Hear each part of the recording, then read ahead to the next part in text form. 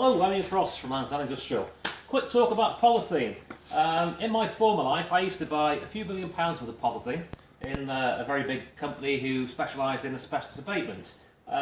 Visited most of the polythene manufacturers around the UK and learned quite a bit about it.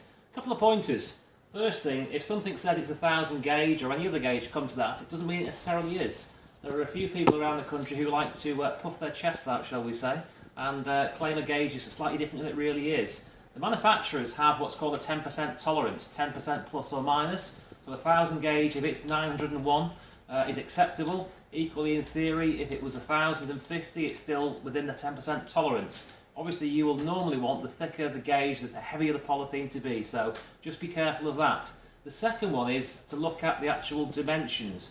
The polythene you're seeing here is 18 metres by 4 metres in what's called multifold. That is, it's folded twice to make it into a neat, convenient roll.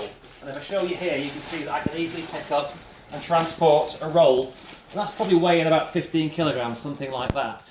Another trick that people do is have a look at the thickness, as I collapse the polythene in front of me for real effects. Have a look at the thickness of the core. You'll see a very thin core in our polythene. Lots of people will pad this out with a big, thick cardboard core because cardboard is cheaper than polythene. So be careful that the weight of the polythene that you're purchasing really does contain polythene rather than packaging or core or filler, for lack of a better expression. Final point, if you're buying clear polythene, have a look at the actual colouring clarity of the polythene.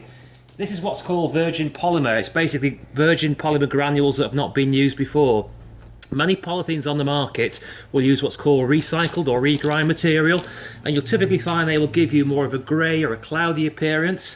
One thing to note about that is that when you use that type of polythene, what will often happen is that your tape adhesion, if you're sticking tape to the polythene, it won't adhere as well, because a reground material in polythene will basically give it a slightly oilier texture on the surface, and therefore the tape will not adhere as well. Had lots of cases over the last 8 to 9 years supplying the UK's licensed asbestos contractors where what was thought to be a polythene problem actually turned out to be a tape problem or vice versa. So be careful for that. One final point to make, we also stock and sell for next day delivery visqueen, as you might know it, or DPM, damp proof membrane, in both 1000 and 1200 gauge formats. Thanks for listening.